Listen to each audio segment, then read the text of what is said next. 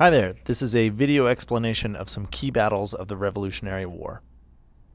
To start off, let's take a look at some of the advantages of the opposing sides in the conflict. So on the colonist side, they have knowledge of the terrain because they are fighting in their own backyard. And fighting a war on your own land might be problematic. Obviously, there's going to be a lot of damage. However, knowing the terrain very, very well and knowing the quickest way from point A to point B, knowing the best time of year to cross a river at a particular point, knowing that you have accurate maps showing the roads and the access points to different ports. Those would be incredibly valuable, and that's something that the colonists had that the British definitely did not. The colonists also had the leadership of George Washington. He'll show up in the Battle of Trenton and Princeton for this activity, but also throughout the war, the leadership and the example, the tactics of George Washington will be incredibly helpful for the colonists. The colonists also have a really strong motivation because they believe in their cause. They are fighting for their independence and for their freedom, and that's a really strong motivator for people to fight. However, on the other hand, the British and the Loyalists who are fighting on their behalf have some significant advantages as well. They have the strongest navy in the world with a very well-trained, very experienced, very large army. They also have the wealth to support a war. Wars are very expensive, and the British monarch, King George III, he's going to have the resources to pay for ammunition and supplies, to pay troops. They have the very deep pockets to be able to support a conflict across an ocean. They're also going to have the help of other groups of people. So, for example, the Loyalists, who are those colonists that don't want freedom, they don't want independence, and they're willing to help the British maintain the colonies under their possession. They're also going to hire mercenaries throughout the war, and in this case, we're going to talk about the Hessians, so German soldiers who are being paid by the British to fight on their behalf. Okay, so some of these key battles in the early portions of the Revolutionary War. First, let's talk about the battles of Trenton and Princeton. So these took place between Christmas of 1776 and early January 1777 in New Jersey. George Washington's army had been forced to retreat from New York across the colony of New Jersey to just outside Philadelphia.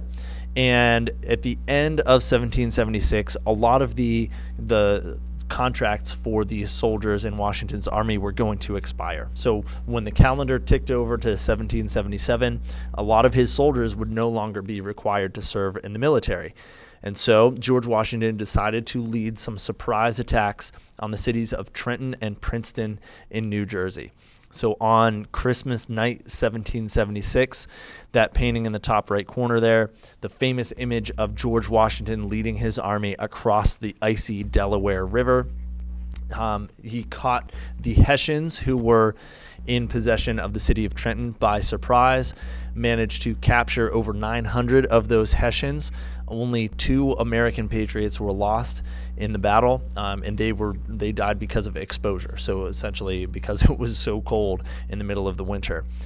But this first victory at Trenton established the idea that the Patriots could be successful against the British. This is like their first significant victory that they had experienced.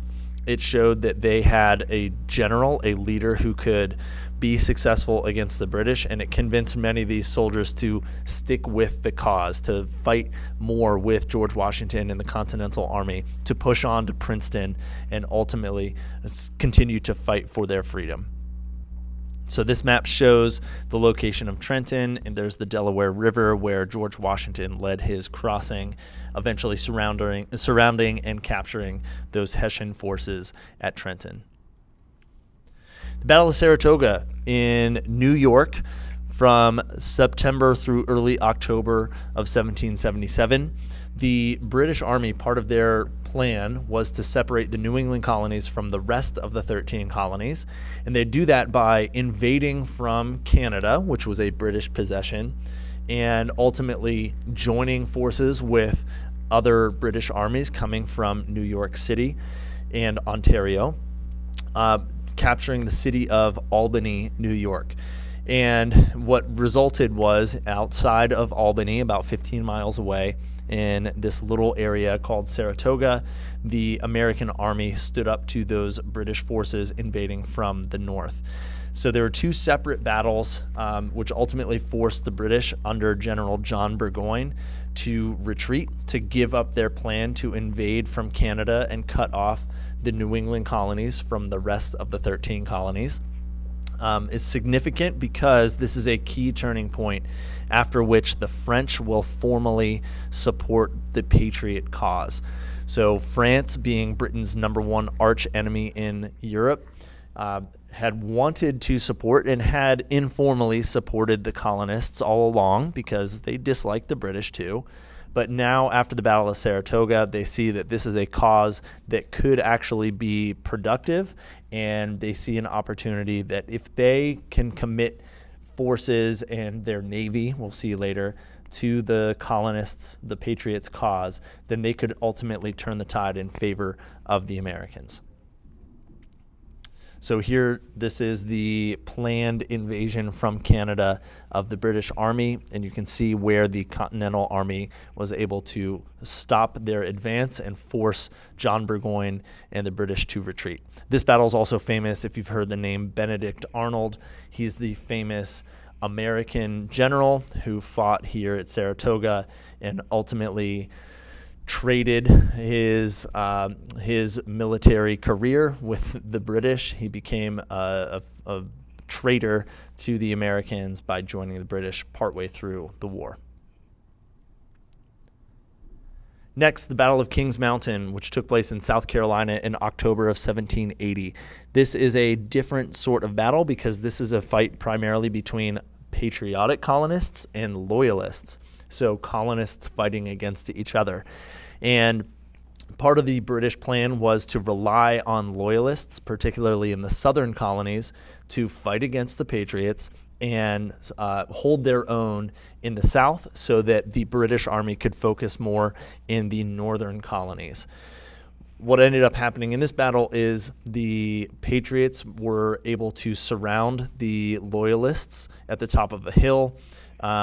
The loyalists then tried one last charge to escape. Some tried to surrender.